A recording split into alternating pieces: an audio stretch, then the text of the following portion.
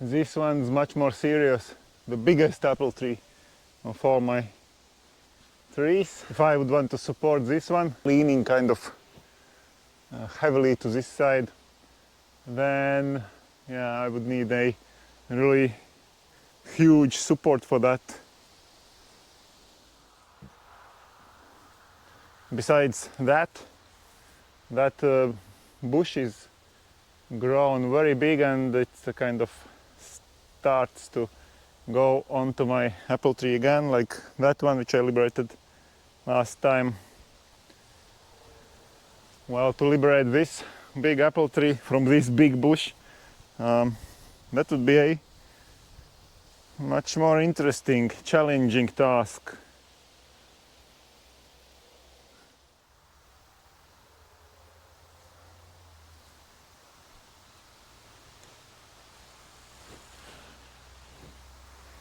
Maybe next year.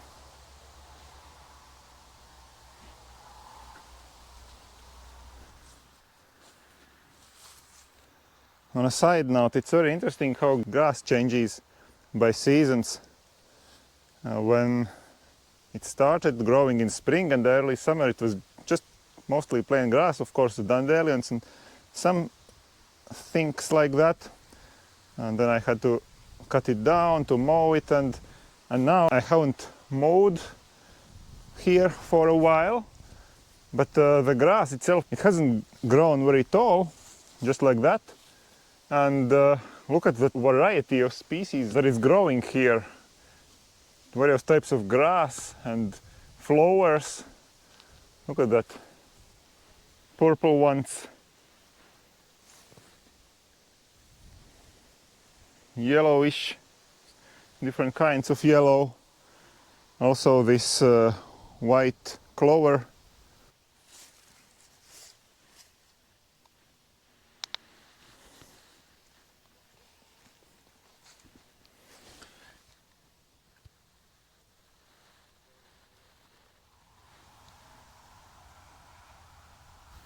Yeah, also many species whose name I don't even know.